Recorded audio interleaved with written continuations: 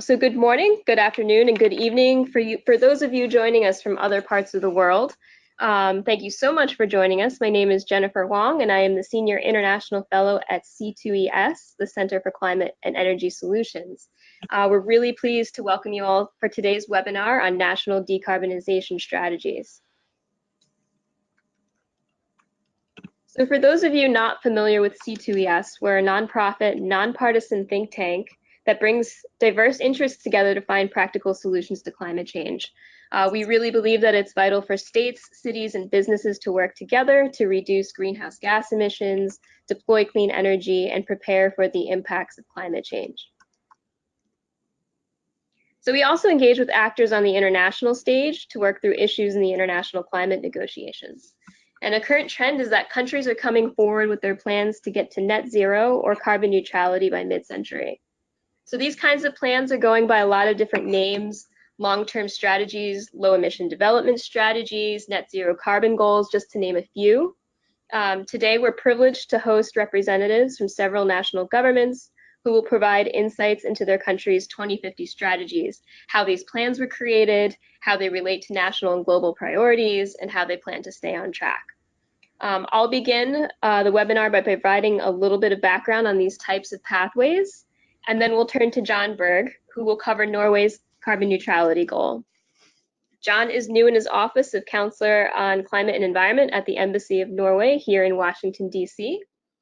And then next is Jacob Werksman, who will provide an overview of the EU's strategic long-term vision. Jake is the principal advisor of DG Climate Action in the European Commission. And finally, we'll ask Hiroshi Seike to tell us about Japan's recently adopted long-term strategy under the Paris Agreement. And Hiroshi is Deputy Director in the Low Carbon Society Promotion Office of the Global Environment Bureau of the Ministry of Environment in Japan. It's really great to have all of you on this webinar today. And following your presentations, we'll invite questions from our listeners.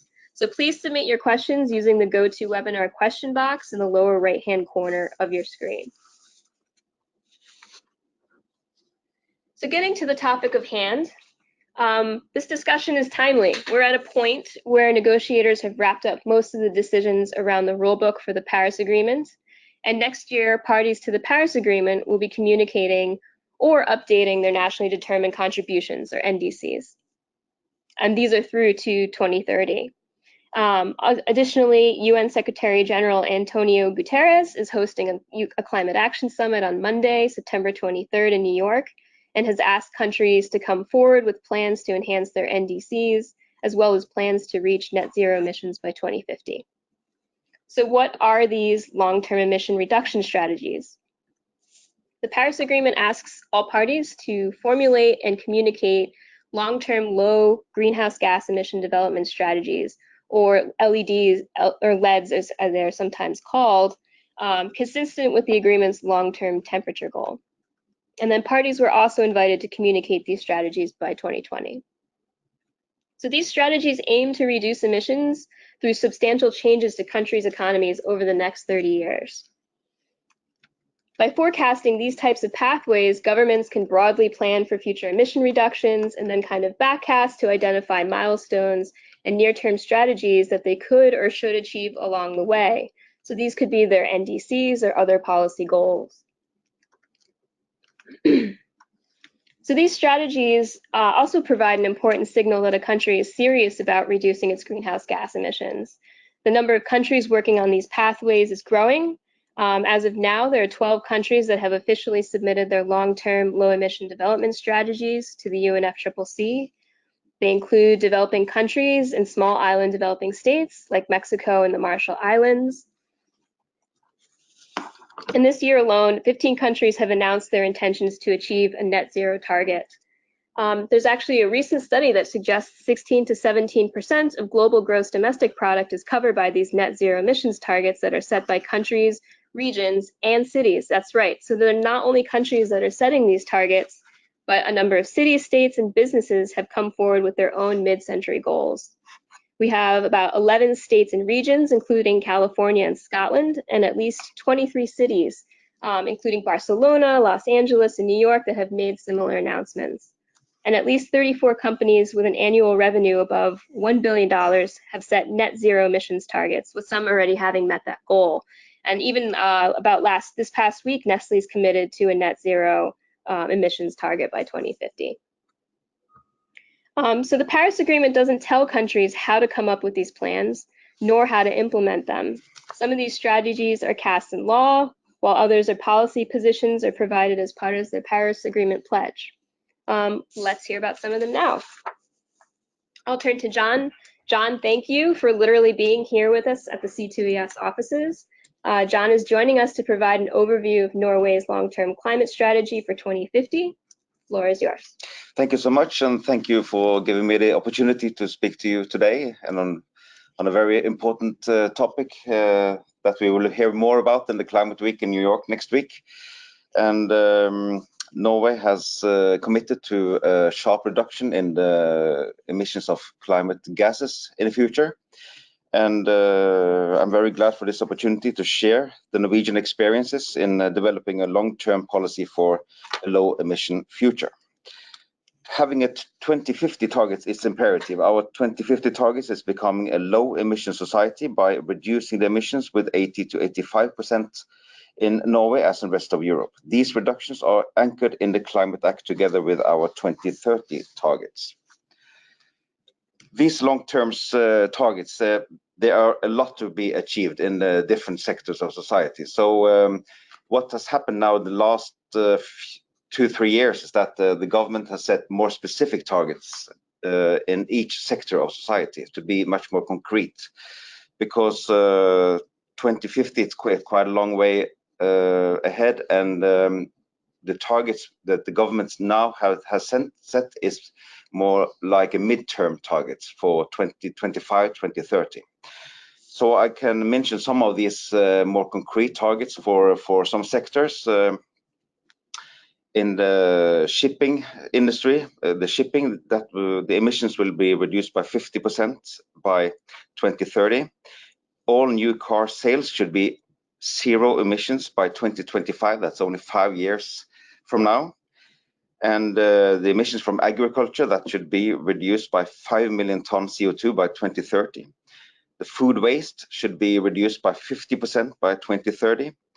And emissions from construction sites should be zero by 2025. And all usage of oil to heating buildings will not be allowed by 2022. And also, when it comes to aviation, 1% of the fuel for aviation must be biofuel by 2021. So these are very ambitious targets on the short term. And the government says that we have to start now to reach this long-term target, because we cannot postpone and postpone. We have to start. And there was some encouraging news today from the Statistical Bureau. It said that from August last year to this August, the sale of diesel and petrol was reduced by 3%. So the reduction is actually coming. So what does the government do to achieve all those goals? One thing is to set ambitious targets. Another thing is to have the practical solutions, as you said in the beginning. So I can give you some examples. One area where Norway is really leading worldwide is the electrification of transport. And now almost every second new car sale in Norway is an electric car. So when you walk the streets of Oslo, there you see the electric cars all over the place. First there was mostly Teslas, but now there are Nissan, BMW, all the major car companies that provide electric cars on the market. And people are very fond of their new electric cars. They use much less money on maintenance, and it's clean. It's much less noise. They're very easy to drive. And people who get used to an electric car, they don't want to go back. But the reasons why this has been such a huge success is that we have a very high tax on car sales in general in Norway. So when the government said that we will take away the taxes on electric cars, there was a big difference. So Tesla that would normally cost 1.5 million kroner, that's about $150,000, $160,000 maybe, was sold for half the price. And also when you tank the car, it's cost very little because the cost of electricity in Norway is very low, and the price of gasoline is very high. So you pay very little toll taxes and on the road taxes. You can park for free many places, and you can drive in the bus lanes if you commute. So there are a lot of advantages. So it's obvious that you should choose an electric car if you can. Also in the shipping industry, there's a lot of innovation happening, and Norway is a big ship construction country as well. So we are leading this innovation, and by 2021, 1/3 of all the ferries in Norway will be electric, and there's about 300 ferries in Norway. So, and that will increase in the years to come. Another sector that will be important, that's carbon capture and storage. So we have now 2 very concrete projects that we're working on, and the government has provided funding for it. The one is they both are very interesting. One is the cement plant where you catch the carbon and you deposit it, and the other one is the waste management in Oslo, the capital, where they burn the waste for energy.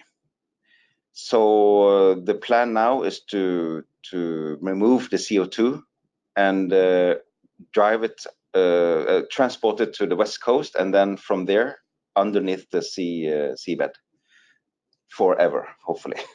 So that's a 2 concrete CCS project that we're working on. Or else advanced biofuel is something we hope will see a better future. So that will be the gas companies like Shell and Equinor, Shell and other companies. They are obliged to mix in 1 part of biofuel in their sales. So it's now about 3-4%. So, but we now try to have more advanced biofuel because that's a lot of the mix has been palm oil so far. But the proportion of biofuel is rising, so that's very encouraging. Or else CO2 is quite heavily taxed in general in Norway, so it's about 500 Norwegian kroner per ton. That's about $60 approximately. And lastly, I can mention that from this year, Norway and EU, they made a binding agreement of reducing the emissions from the non-ETS sector as well as the ETS sector, that's the emission trading sector. So by 2030, Norway is going to reduce emissions from agriculture, waste management, transportation by 40%. And the goal is to do that at home without buying offsets. But we will see how it goes, but that is the ambition. So there's a work going on now to make this concrete planning how to achieve all this. Great, thanks so much, Jon. I'll turn to Jake now, who's joining us from the EU delegation offices in DC today. And the EU has a really detailed vision for a prosperous, modern, competitive, and climate neutral economy. I know there's a lot there, but maybe you can give us the highlights, Jake. Hi, Jennifer, and hi, colleagues, and apologies for just coming in a few minutes ago, but I did hear the end of Jon's presentation, very interesting, and a lot of similarities between the way in which Norway is thinking long-term and the EU is thinking as well. We've shared quite a few slides with you with a lot of detail. It won't be my intention to go through each of them, but just starting on this first slide, just to give you a little bit of context in terms of what I'm about to present. So this is a European strategic long-term vision for a climate neutral economy. It is a vision that's been developed by the Commission, the current Commission, so that's the Juncker Commission, and has been endorsed by the College. It is in response in part to what Paris calls all parties to do, and in particular major economies to do, But I think in any case, it's something that the European Union would have needed to develop in order to put its current NDC of at least 40% emission reductions into a longer term context. It is just a vision. It is not yet a long-term strategy adopted by the EU as a whole, but I think there are good signs that it likely will be endorsed in one manner or another. The European Council, which is where European heads of state and government meet, agreed in large terms to the concept of climate neutrality and the need for long-term planning. They haven't yet agreed that 2050 would be the date on which we would achieve climate neutrality, but did say that they would come forward with a long-term strategy early in 2020. So it looks good that there will be political momentum building behind this from the member state leadership level. And then, of course, those of you who follow European politics know that the Commission President-elect, Ursula von der Leyen, as part of her confirmation process, responded to the calls from a freshly elected European Parliament with some very bold, if not yet fully detailed, proposals that included the need to endorse a 2050 climate neutrality target and to embed that in a framework climate law. So work will begin on that in the first 100 days of the incoming Commission, and the efforts to get support from the member states will begin to also operate immediately. So if you move to the next slide quickly, just to provide a little bit of context in terms of what informed the Commission's thinking and what will inform the EU's thinking overall in terms of long-term, clearly a growing awareness amongst EU citizens about the importance of the science and the way in which we are already beginning to feel the impacts of climate change really does underpin public calls for more ambitious European climate policy. Next slide.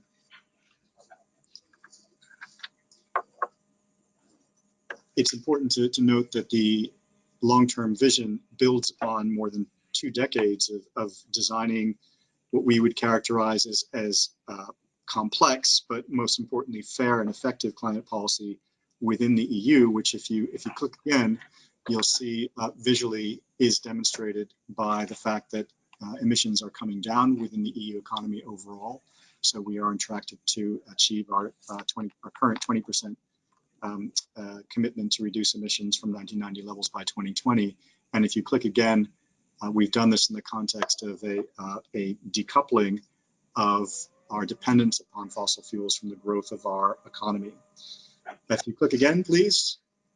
The next slide basically tries to set out the challenge that we face as a region in managing emissions across still quite distinct economies within our member states. And this basically displays the diversity of energy mix amongst the EU 28 to show that you need policies that are sufficiently flexible to send strong incentives across a very diverse set of economies in terms of the energy mix. The next slide shows that the diversity is also in the form of per capita income across the EU. So it's not just about targeting policies that are effective, but also fair, and that address the fact that GDP per capita in certain parts of the EU in terms of individual communities is much higher than in other parts of the EU. So the concept of a just transition in conjunction with effective and ambitious climate policies is absolutely essential. Next slide. So these are the foundations of European climate policy that have been around since before 2020, since 2012 essentially, that continue to inform the way in which the EU will be planning emissions reduction in the future. Those of you who follow EU climate policy will be very familiar with these. They include a headline greenhouse gas emissions reduction target, a target for achieving renewable energy in our energy mix, targets to achieve greater energy efficiency in the way in which we use energy, targets that encourage the deeper and more sophisticated interconnection between the energy grids of still quite diverse member states, and then of course also targets that encourage us to ensure that finance is flowing in the right direction. And here we've highlighted the 25% mainstreaming within the European Union's budget to make sure that at least 25% of our budget is going directly into climate-related investments. You also see highlighted on this slide a new and strengthening policy with regard to CO2 emissions from cars, vans, and heavy trucks, where we are trying to drive both emissions reductions, but also technological innovation in what continues to be a very important sector for the EU. I won't go into the details of this, but just to note that when we start thinking about how we plan long term, it's on the basis of decades of experience of implementing relatively short and midterm climate policy, which gives us the confidence when we plan longer term that it can be done, because we are delivering on these targets and we have been able to identify a mix of policies that help us to get there. The next two slides go into some detail about how the two main pillars of our climate policy have been designed, the emissions trading system and the effort sharing regulations. Both of those slides demonstrate in some detail, again, this idea that we have to be both ambitious, but also keep an eye on how the effort is being shared out, both amongst emitters, and that's what the ETS does through cap and trade, but also through free allocation of allowances to industries, but also the ESR does in terms of sharing out the effort amongst member states. And this slide that you're seeing in front of you is the way in which the current 2030 climate and energy policy will distribute effort across different sectors within those parts of EU emissions that are more directly regulated by the member states, as opposed through centralized policies like the ETS. The next slide just gives you a sense of how ambitious our new vehicle efficiency standards will be. And then turning to the main topic of our conversation here, which is the EU 2050 planning. If you go to the next slide, you'll see the starting point of where this vision began. And it very much started with the latest scientific analysis that we get from the Intergovernmental Panel on Climate Change, which looked at global pathways towards net zero by 2050. And if you look across these different scenarios, they all essentially tell a story that the sooner you move to reduce emissions, the easier it will be over time. If you can get the emissions from fossil fuels, in particular CO2, down significantly early on, then the less you'll have to invest in carbon capture and storage and more untested technologies in the future. But you will see that in each of these scenarios, and I'll come back to this in a moment, and this resonates with what our Norwegian colleague was saying, depend upon carbon capture, use and storage in order to reach 1.5 degree scenarios. So the next slide goes from the global picture to the European specific modeling that we've been doing. If you click again, you'll see a slide that looks similar to those global scenarios, but now is looking specifically at the situation within Europe and the way in which we've tried to draw some relatively smooth pathways from where we are now in 2020 through to 2030, and it's between 2030 and 2050 where this long-term strategy picks up in terms of drawing the pathways of reducing primarily carbon dioxide emissions, but also emissions from other non-CO2 gases, and where we would hope to achieve them in different sectors and through different technological approaches. So this is the overall pathways that we developed as part of the vision. There are 8 pathways altogether. The bulk of them get us to 80% in terms of decarbonization. 2 strategies take us all the way to 100% decarbonization to climate neutrality. They share different emphasis and different in terms of which technologies we emphasize in our different pathways, different uses of carbon capture and storage. But if you look at the next slide, you'll see that the 7 building blocks that are common to all of the different pathways that we've modeled. And my guess is that these will be common to any country or region that seeks to address the challenge of getting to climate neutrality. And you'll see that the policies that follow in the next 7 slides really do try to describe what the challenges that we face when we first seek to tackle energy efficiency, which every industrialized economy will tell you is essential. The need to build and incentivize the deployment of renewables. And in this particular slide, what you'll see across the different pathways is the decreasing sort of purple band, which is fossil fuels, both liquid and natural gas, while the bands representing renewables and nuclear respond in terms of picking up a significant part of the balance of those emissions. And the strategy all the way on the right, which is the 1.5 degree scenario, shows just how significantly a role that renewables will have to play, 80% plus in the European economy if we're going to achieve climate neutrality. There are other more exciting, or I should say more cutting edge technologies that are built into these scenarios as well, such as hydrogen and e-fuels, which are still not fully commercialized technologies, but that will be key to achieving this. I won't spend as much time on the remaining building blocks, but just to move through them quickly, you can see that it will be very important for the EU to ensure that all the infrastructure is in place and all the technologies are in place to ensure that we electrify the way in which people move around, the mobility of European citizens, and where we expect by 2050 those cars, trucks, automobiles, airplanes and ships will be deriving their energy. And it's a mix of fuels that will have to demonstrate within each of its supply chains that it is in fact carbon neutral in its impact. Next building block is ensuring that we have competitive industry and focusing in particular in this context on how that industry will contribute to a circular economy that ensures that we are increasing our ability to recover and recycle raw materials, including critical materials, and that we need to bring on board and modernize our existing infrastructure of industries to deliver on this. Next building block is the network infrastructure. As I mentioned before when mentioning the targets that are in the 2030 package, the EU recognizes that the only way in which we can deliver more electricity to, for example, power this electrification that we're undertaking that is renewable but also efficiently delivered is by better connecting what are still quite disconnected grids within the EU member states into a single grid, and in fact connected outside the EU to other sources of power, and that will require investments in infrastructure, including hardware and software that will deliver it will be a much more complex system of electrification. Next building block is the bioeconomy.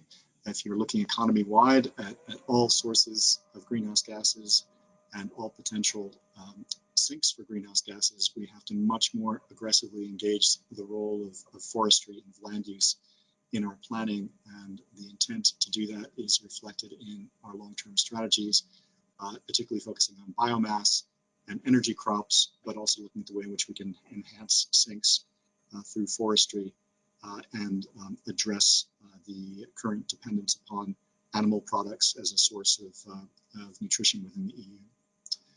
And then the final building block is carbon capture and storage. As I've alluded to, this is going to be part of any 1.5 degree strategy, and we recognize that these technologies need more investment and that there are multiple technologies that are emerging now that need to be tested in practice for their technological but also financial and social acceptability across the EU.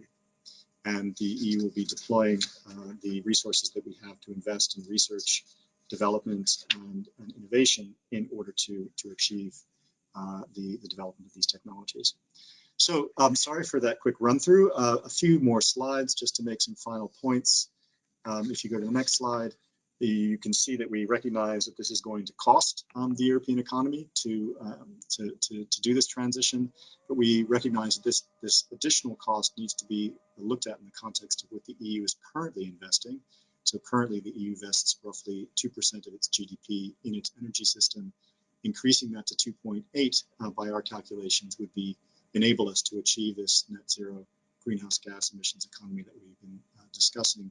And these two charts pick out two of the scenarios that we've been working on to suggest where those investments would need to take place with regard to different technologies.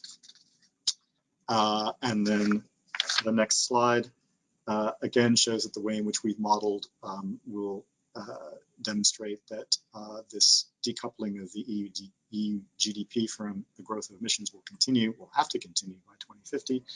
And then finally, just to give you a sense of the complexity of all the different pieces of EU policy, legislation, and regulation that will need to be brought together into a governance framework or climate law. This suggests just how many different pieces are in play, and we have a responsibility to keep an eye on how all these aspects, from taxation to research to competition policy to trade policy, just the social pillar of EU policies, are contributing in this direction. And then I think I just have two more parting slides of relevance. Just transition, a challenge that we're all facing is making sure that those companies and industries, but also those communities that are currently vested in a fossil fuel driven technology are helped as part of this transition. Well, it's through efforts such as the free allocation of allowances to energy intensive industries, or just transition funds that help communities that are dependent upon fossil fuels to make that change. All of this has to be at front of mind when the EU is designing its policies. Next slide. All of this cannot happen without the support of citizens and the engagement of local authorities. It's with their support that we elected a European Parliament that is very pro-climate action, which has in turn appointed a president-elect that has also announced climate action as being at the core of what she wants to achieve in the next 5 years.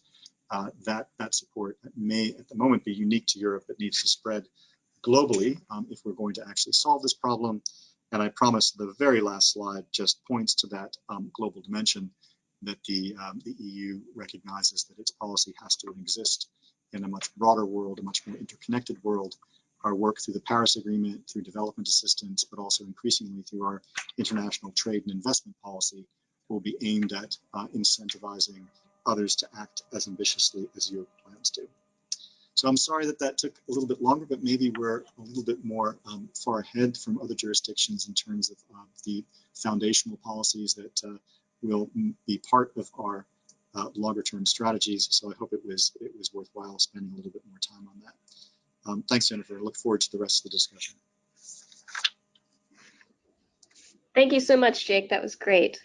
So Hiroshi, turning to you, thank you for taking the time to join us all the way from Tokyo. We really appreciate it.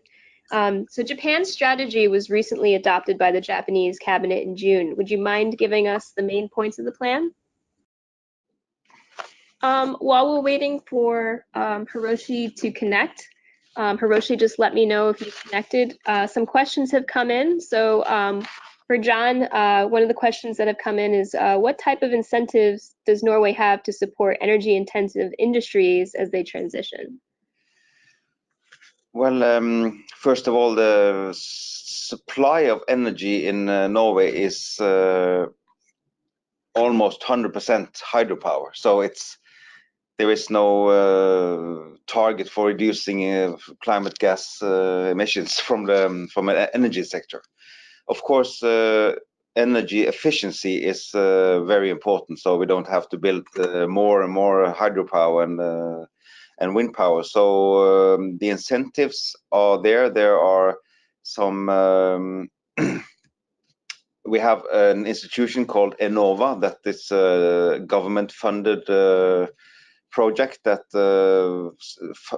funds different projects in different sectors to, among others, to save energy. So, for instance, a big aluminium plant in Karmøy in the southwest of Norway was provided with about $100 million to invest in energy efficiency in this plant. So that would reduce the energy use substantially. Or else the price of electricity is quite low in Norway, so most people are not so clever to save energy, but there are some measures to make the industry save energy. Okay, well, I will go on with some of the questions that I have broadly for everyone. Hopefully Hiroshi can join us and continue the presentation. So thinking back on Jon and Jake's presentations, There's a lot of hard work and collaboration in developing these plans. I was hoping both of you could elaborate a little bit more on who's critical to this development process. How much do you rely on modeling for developing your strategies? How do these plans relate to your own national priorities? And I'm thinking of these questions along the lines of insights for other countries that are developing their long-term strategies, particularly, developing countries that may not have the same expert capacity or the ability to do some of this really advanced, detailed modeling or projections. Yes, that was a lot of questions. So I don't know where to start, but what is happening now is that once we have this agreement with EU that sets a totally new tone in the climate policy of Norway, because many governments and parliament committees and so on during the years, they have set a lot of climate targets, and not all of them has been achieved. The totally new picture now is that we have this legally binding agreement with the EU, so we have to report regularly how much the reduction is, how we are doing.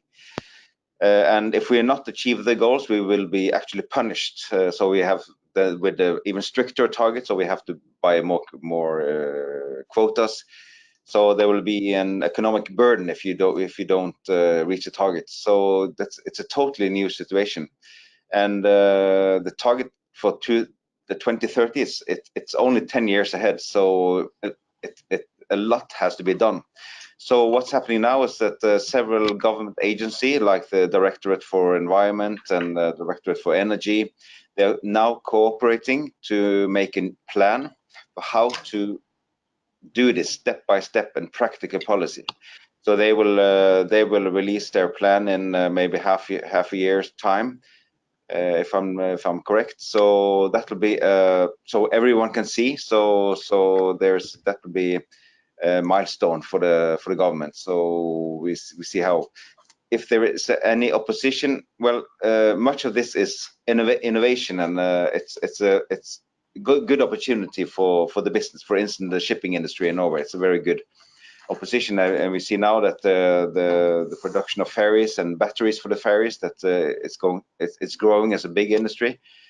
So of course the opposition comes if you have too heavy taxes on, like gas or driving the road. So in the election now in Norway, that was just a week ago, there was a new party that emerged that was opposition to toll roads, that actually got 4 to 5% of the vote. So that came as a big surprise, and just a few weeks ahead of the election. So that's a symptom that if you press too hard, you get a reaction. This could be very temporarily, but there are, of course, opposition from people to pay too much to reduce the climate change. And also Norway is a big producer of oil and gas, so that's a substantial part of the Norwegian economy, of course.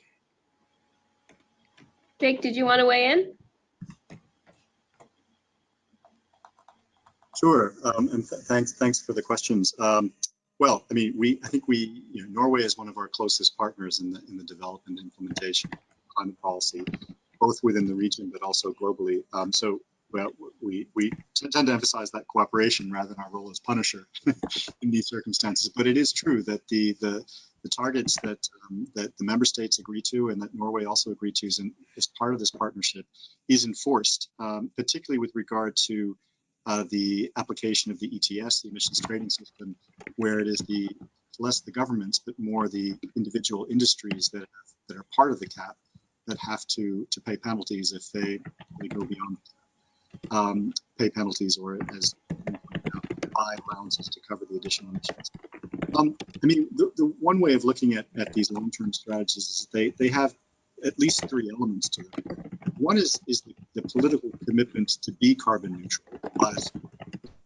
And since we're talking about 2050, I think that's a relatively easy thing for politicians who are in office now to do. You know, it's an attractive vision, but it's also one that most of them will be around to see whether or not they delivered on. But it's still nonetheless a very important signal to get to from leaders and from ministers. The second is trying to figure out what are the implications of that commitment. So that's the modeling part of the question. How is it that you actually figure out whether it's possible to get from here to there? The EU relies heavily on models that it's developed internally to help design things like the ETS, models of that cover greenhouse gases, models that cover non-greenhouse gases, and therefore try to predict more what's happening in land use and agriculture. And then, of course, models that help us to understand how economies are operating more broadly in the rest of the world. We have some of these internally. We always check them with the leading models that are being developed by other think tanks and other governments, but they are inherently based on assumptions. And many of the assumptions that have been used to model trajectories of energy prices in the past have failed in terms of their predictability. But nonetheless, they are really key tools to give governments the confidence that they're not simply making commitments entirely in the dark. As I said before, the fact that we actually have had policies in place for a while is probably as important for us in terms of predicting and planning where we need to go to next as models. The third part, which is where partnership and what we refer to in the EU as the democratic debate is so important, is the policies based on that modeling and following through on that commitment that will be essential to delivering on that commitment. And here, the EU will be building on the foundations that we've had in the past in terms of the ETS, and renewables targets, and energy efficiency targets. But we also recognize that we're going to need new suites of policies that squeeze out from the economy emissions that are traditionally more difficult to reach. And I think where we've had the most challenge in the past is in particular in incentivizing energy efficiency. It's a low-hanging fruit in theory. It's the easiest way to reduce your reliance on fossil fuels is reducing your use of energy. But because of the very complex way in which human behavior interacts with things like the use of buildings and the use of automobiles and the use of appliances, it's a very difficult area to design predictable policies in. So I think that's going to be one of the challenges in the future, is getting that key building block of long-term.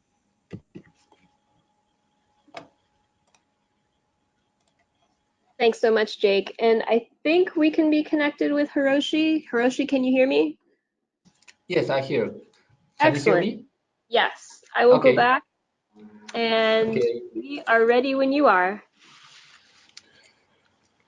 Okay, thank you. I'm sorry for my machine problem.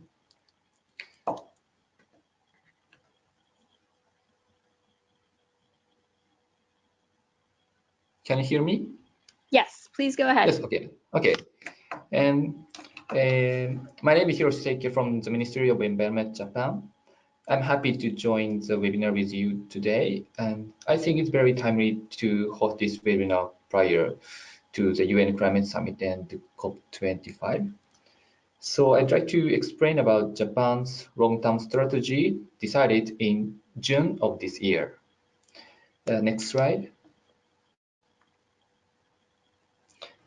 Thank you. This slide describes the process of formulation of Japan's long-term strategy. Based on Article 4, Para 19 of the Paris Agreement, under the instruction of the Prime Minister Shinzo Abe, the meeting on the long-term strategy under the Paris Agreement as growth strategy was held to discuss fundamental approach of climate change issues. Then in April 2019, a recommendation for the government was compiled. Following the recommendation, relevant minister developed a draft of the strategy. The center of the work was the Ministry of Environment and the Ministry of Economy, Trade and Industry. After that, we invited views from members of council, public comment, and opinion exchange with young generation and local community on the draft. and reflect those opinions. In June of this year, our strategy was approved by the cabinet, and Japan submitted it to the UNFCCC on June 26. Next slide.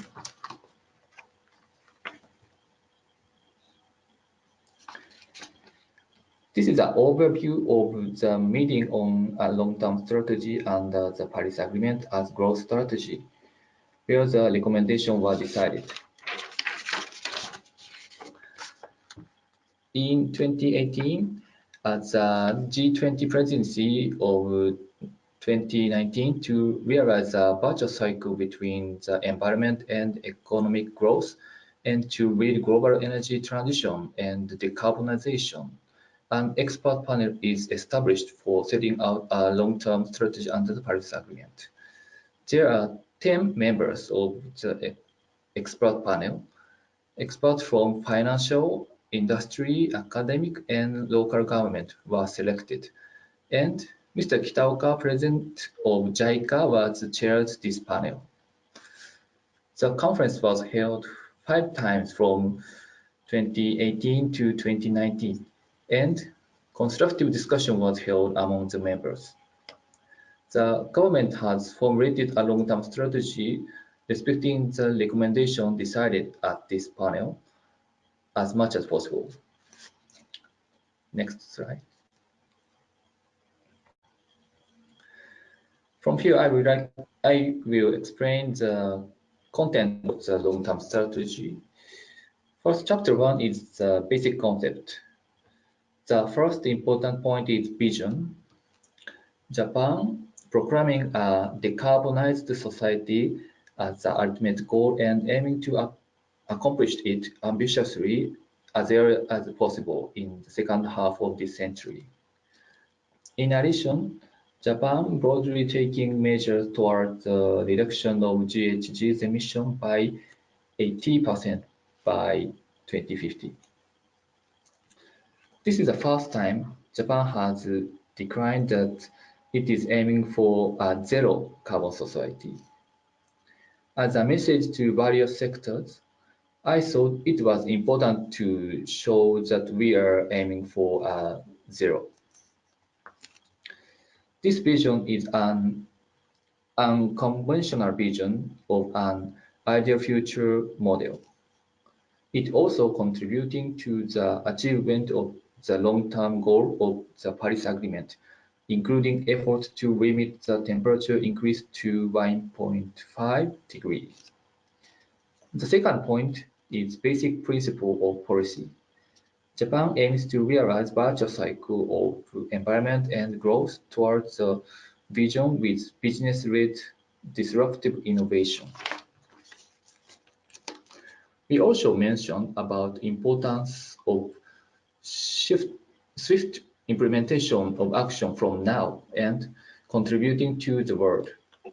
In addition, the strategy shows that all stakeholders have to take action towards a bright society with hope for the future, such as achievement of SDGs, co-creation, Society 5.0, the circulating and ecological economy, leading country in solving problems, and so on. Next slide. This bar graph shows Japan's midterm goal, long-term vision, and recent GHG emissions. In 2017, we achieved 8.4% reduction compared to 2013. However, further efforts such as promotion of renewable energy and energy saving are needed to achieve our midterm goal. Furthermore, in order to achieve 80% reduction and carbon neutrality, disruptive innovation and social paradigm shifts that are not on the conventional line are required. In Japan, long-term strategy, we thought it was important to share this desired direction with society and use it as a guideline for action, investment, and innovation. Next slide.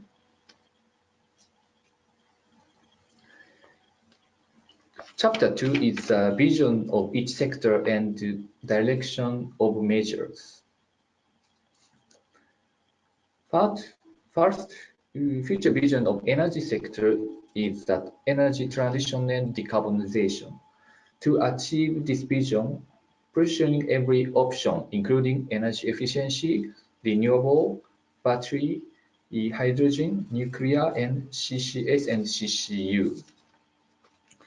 Regarding individual energy, renewable energy will be the main power source in 2050 and beyond. To make that happen, drastic cost reduction and overcoming power grid constraints are key elements. Japan needs to further accelerate the diffusion of renewable energy that is promoted by the FIT system. Regarding to thermal power, the strategy shows policy and reducing CO2 emission from the thermal power in line with the long-term goal of the Paris Agreement. In addition, the strategy shows areas that could be key to the future of decarbonization in the energy field, such as promoting CCS, CCU, carbon recycling, realizing a hydrogen society, energy efficiency, disruptive energy systems. The future vision of industry sector is establish new manufacturing process to achieve decarbonized manufacturing through disruptive innovation. This is an ambitious challenge, but it must be accomplished. We are encouraged by the fact that the steel industry is declining their challenge to be zero carbon steel. Next slide.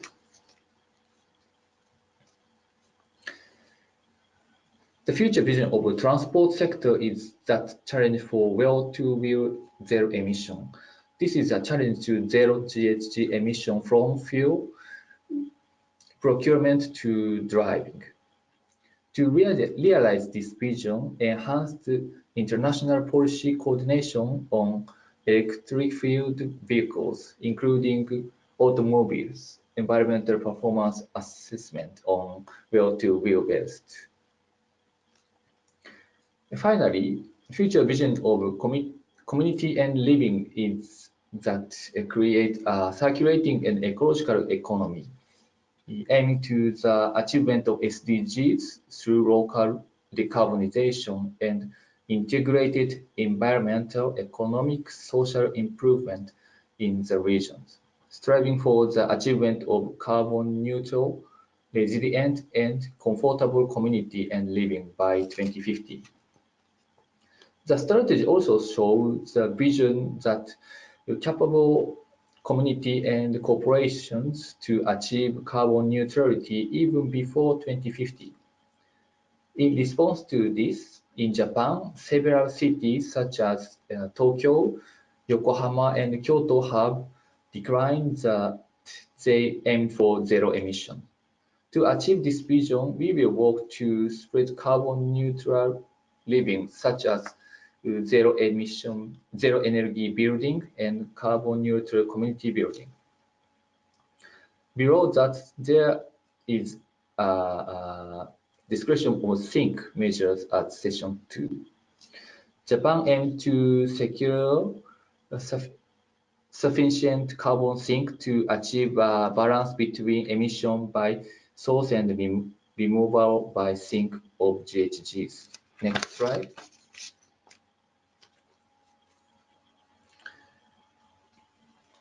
Chapter 3 is cross-sectoral measure to realize a virtuous cycle of environment and growth. As a cross-sectoral measures, there are 3 pillars: promotion of innovation, promotion of green finance, and international application and cooperation. In terms of innovation, innovation for practical application and wider usage, cost realization, and demand-side innovation, including lifestyle innovation, are important. Regarding to the green finance, appropriate visualization of innovation and mobilization for finance are important to accelerate investment in innovation. And about business-led international application and cooperation, promoting co-innovation that benefit both sides in collaborate with partner country is a Japanese approach. Next slide.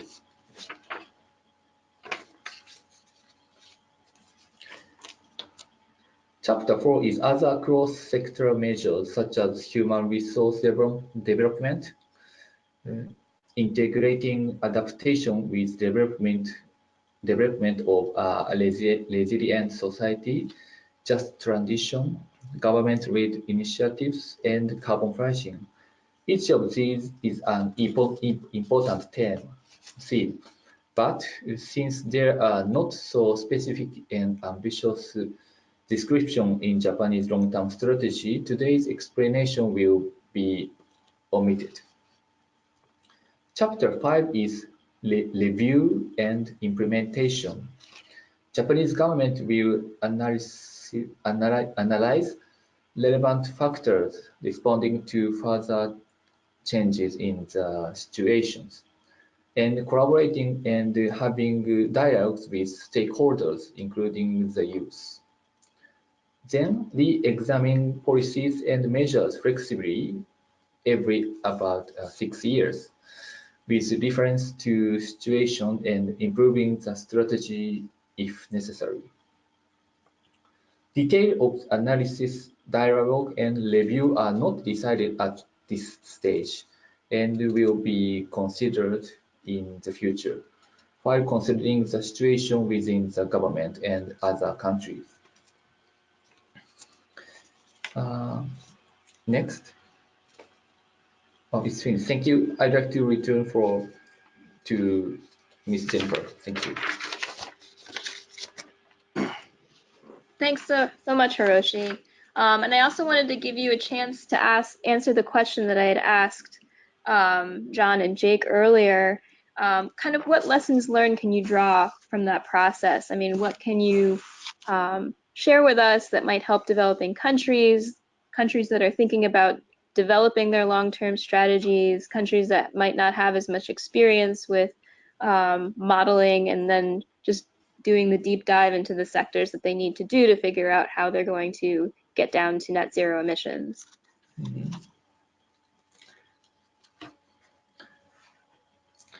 Thank you. Regarding to the developing countries' long-term strategies, detailed models analysis is not performed when formulating Japanese long-term strategy. Therefore, the government can set a vision and direction of measures. It will be possible to formulate a long-term strategy in even developing countries. Although it is not an easy task, I think it would be beneficial for each country to formulate long-term strategy in terms of considering society and decarbonization for a long-term perspective. Thank you. Great, thank you. That's a good point. So one more question that I wanted to pose to everyone, and Hiroshi had touched on it a little bit in his presentation. How can you say a little bit more about how your governments are planning to stay on track towards these targets? Hiroshi mentioned reviews about every 6 years. Who would do this review, and what are the potential outcomes once you've done a review? Well, as I mentioned now, the very good agreement we now have with the EU,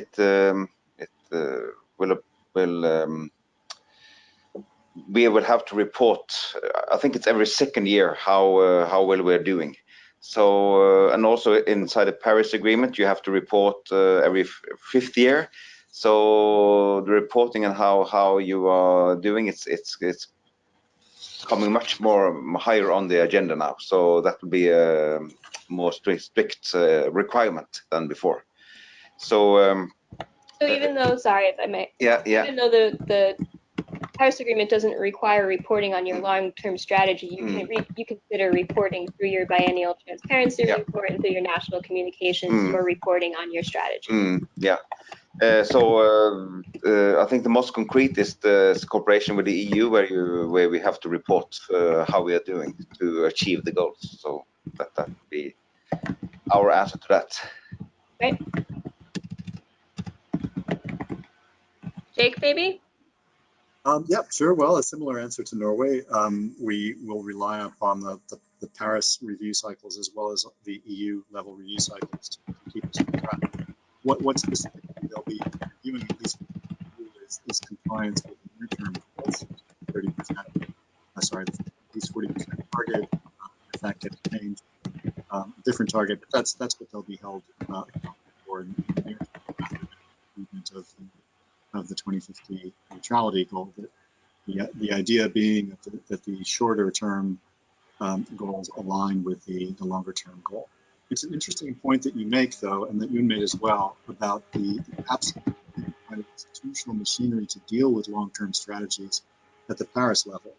You know, all Paris does is invite parties to provide these strategies, but it doesn't say that even with regards to cooperation, once they are provided.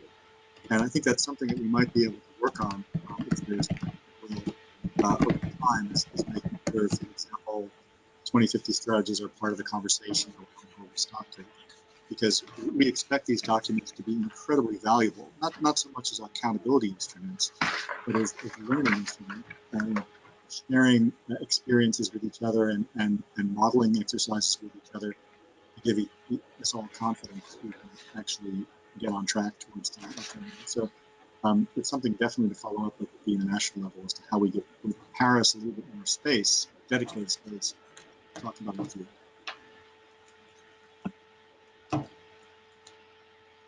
Hiroshi, did you want to say more? Yes, I read. The 6-year repair period is only a guideline. For more information about the review process, is just considering in governments.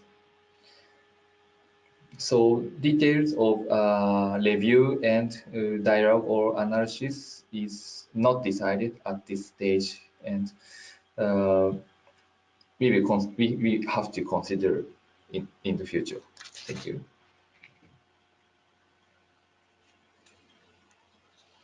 Okay, great. Thank you.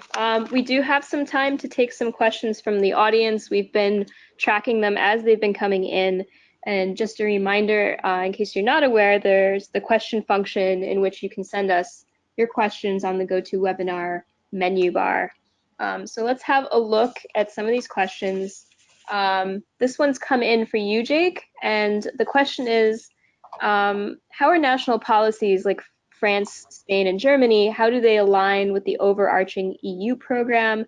And they want to know if they ever conflict, and then are national programs ever more strict than what the EU is requiring?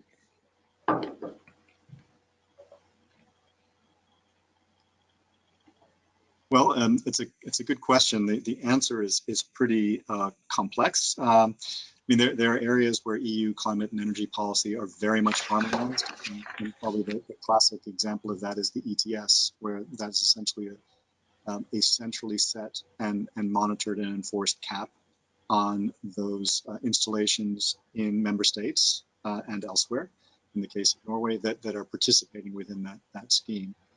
Where you move into other areas of policy, such as renewable energy, energy efficiency, and land use, there are targets at the member state level for those emissions, but the policies that member states deploy to achieve them is very much up to them. We certainly help with the harmonization of approach and the sharing of lessons, and we keep an eye through the national energy and climate plans that need to be reported to the Commission on how they're doing, but there's more flexibility in terms of how they achieve them.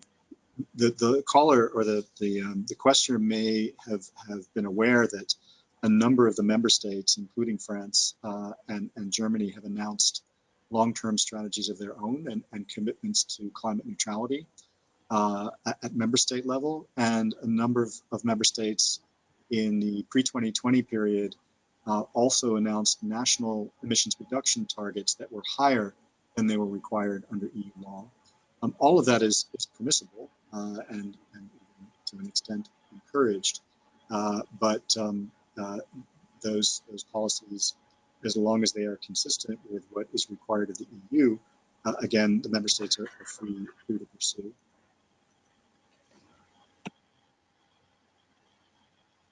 Great, thanks, Jake.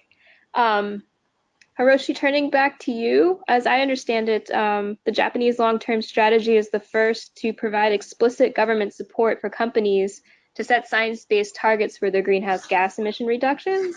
Mm-hmm. So I was wondering if you could say more then about the importance of having businesses buy in and being engaged in achieving your climate targets. And Jon had talked about this too a bit earlier in his presentation. Thank you. So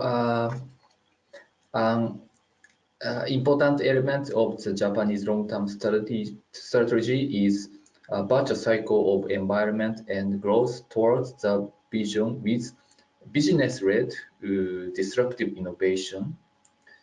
So innovation is difficult to achieve with government regulation and government fund, and corporate technology and private fund are indispensable for decarbonizing society. Therefore, we thought it important to show the direction of aiming for zero when formulating a long-term strategy. Thank you. Great, thank you. And this question is for everyone, for all the panelists. And given the growing momentum in climate policy in the US, especially at the state level, do you have any recommendations for US policymakers, especially as it relates to social equity? I would not, rather not start with that one. Okay. Jake, did you want to weigh in? Sure. I mean, I think it's always difficult to make specific recommendations in the policymaking process of another government or country, but the general recommendation I would make to any country is to recognize that these kinds of transitions are in their nature disruptive. So they are disruptive of those companies and industries that are dependent upon fossil fuels, which are powerful actors. And at the other end of the spectrum, they're also disruptive on those communities that have often been marginalized, but whose livelihoods are also dependent upon fossil fuels. And so your policies need to address that what we call the just fair transition within the EU. And there are a number of ways that you can do that. One is by setting targets from the outset that recognize that different companies, but also different communities, are starting from different starting points.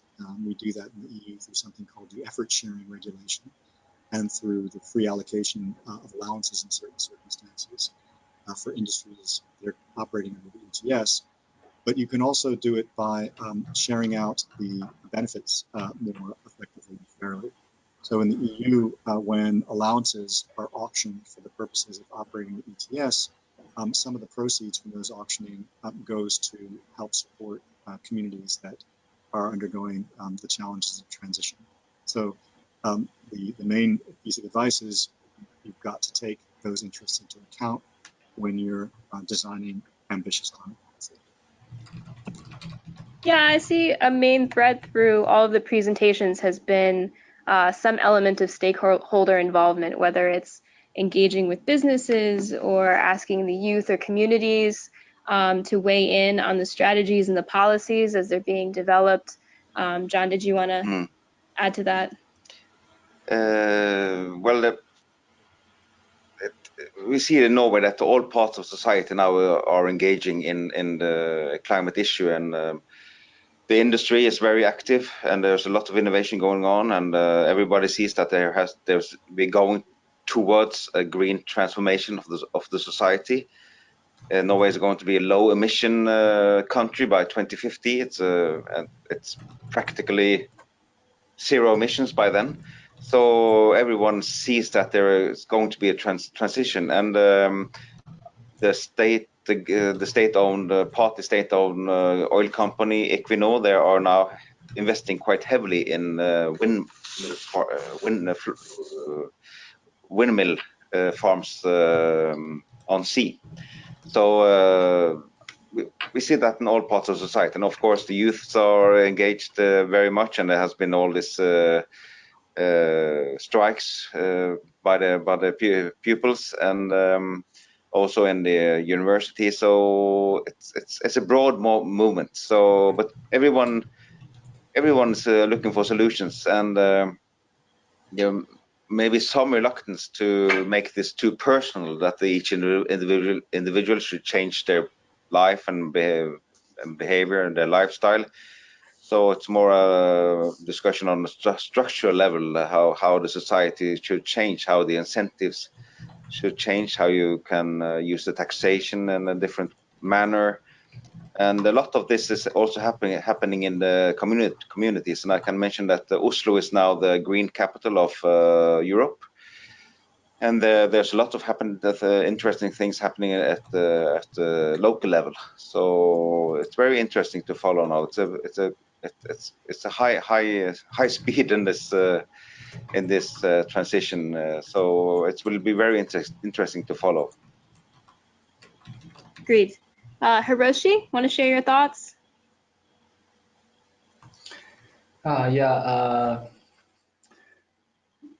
This is a very important issue, and I think it is important that all stakeholders, including business and citizen, are involved in decision making and share their perception.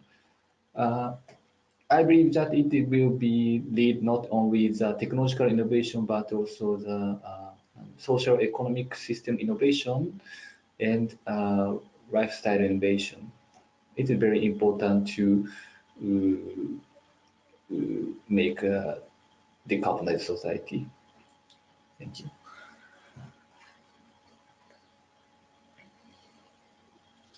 Could I also add to the last question about reporting? Because now there is a new, just recently, a new climate act in Norway. So that has been decided upon in the parliament. And so from now on, the government is reporting every year in the budget to the parliament the projections for the emissions in 2030 and how big the emissions actually are today. So the gap will be reported on each year, so that will be transparent and quite accurate by the time being. Great, thank you. And another question that's come in for everyone is a question on how important is hydrogen and ammonia to these plans. They're assuming that there's a focus on producing these with clean energy. Well, we just had a report issued by the Ministry of Climate and Environment and the Ministry of Energy, Oil and Energy, and there was some projections about this. And besides the use of hydrogen in industrial processes, like for ammonia and other substances, they see that hydrogen could play a role in the heavy vehicles, heavy transport, and also for big ships. So, but nonetheless, there will be they project that the proportion of hydrogen still will be quite low. I think they're said about 1% in 2030, but it could be a very important solution to this big transportation systems, like the really big vehicles and ships. so far the hydrogen in cars are it's a very small portion. Hiroshi, did you want to let us know your thoughts on that as well? Yes, hydrogen is a key element towards decarbonized society, but maybe most big problem is cost. So we have to decrease the hydrogen cost. It is a fundamental problem for Japan. Thank you. If I can follow up, Hiroshi, with a question from another audience member, they noticed that carbon pricing didn't seem to be high on the list in your presentation, and they wanted to know if Japan's considering a carbon tax or cap and trade.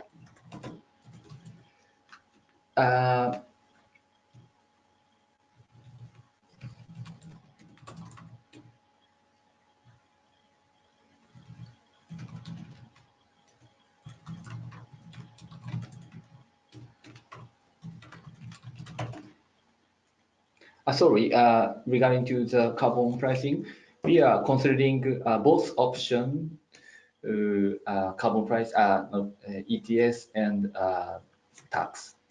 Thank you.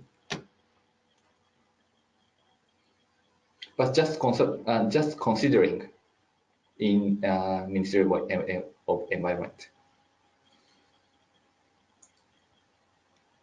Okay. Thank you. One more question that's broadly directed at everyone is what are you doing in terms of aviation emissions? Well, this summer there was a test flight of an electric plane in Norway. It's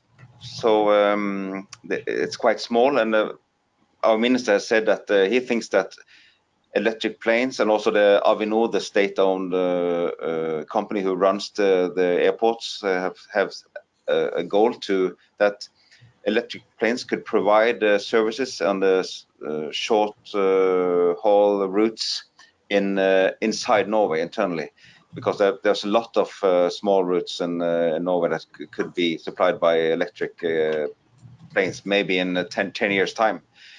Or else biofuel. They are starting to use biofuel in the planes, both SAS and Norwegian, I think. And by 2021, they have to mix use 1% of the aviation fuel should be biofuel. So, and they are continuously working on to reduce the energy use in the planes. But in the ICAO, the International Aviation Organization, there is a target of reducing the emissions and use offsets, for instance, to reduce the deforestation in tropical countries, for instance.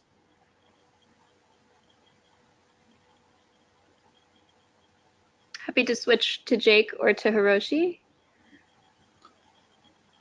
Sure, I could say our position on hydrogen, I think, is very similar to the one that our Norwegian colleague has just mentioned. It's very much a part of the modeling that we've been doing to see what role hydrogen can play as a storage of energy.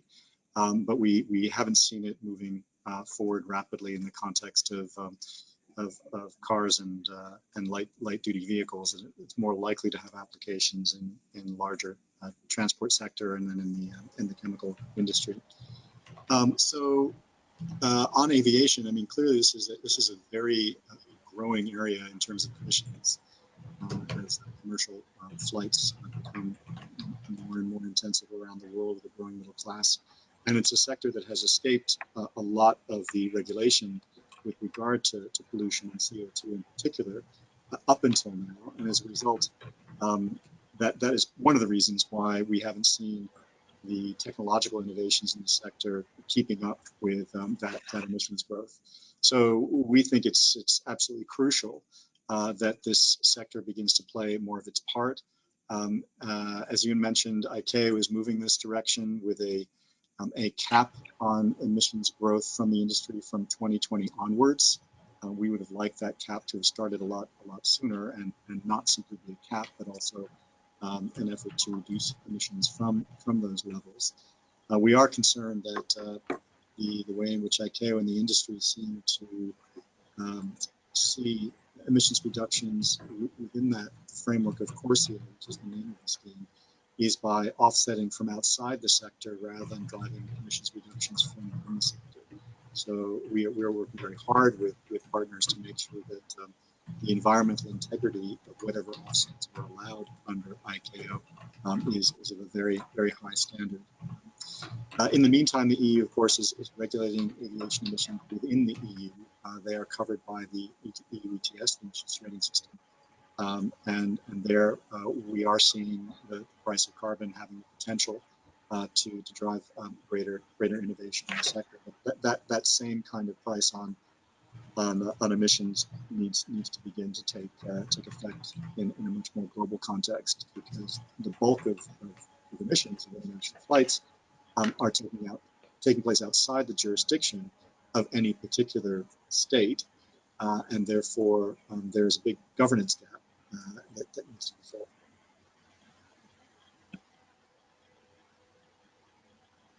Thanks, Jake. Hiroshi, did you want to add anything on aviation emissions? Yes, reducing emission from the aviation is also an important issue for example, the decarbonization of fuel such as biojet and efficient navigation are important. And I'm sorry, but I don't have any more specific answer. Oh, great, thank you. And then for those who are interested, we have done a webinar on ICAO, so you can check that out on our website. It's called Wheels Up, and that lives on our website, and we will be posting this webinar on our website as well. Oh, and it's on our YouTube website, so you can watch that on your own time. And let's see, I think we have time for maybe one more question before we wrap up. And Jake, I just wanted to throw this at you because I know you're a lawyer, and I know the EU is backed up by a lot of regulation. But in broadly thinking about the legal status of these long-term strategies, do you think having a legal target or a legal law like a climate act helps you give you the authority that you need to implement the policies to achieve that target? Do you think maybe, does it depend on the country and its priorities, because maybe a policy target might provide more flexibility? What do you think? Thanks for the question. I think it will emerge as being very important, including the 2050 goal or objective or target within a climate law.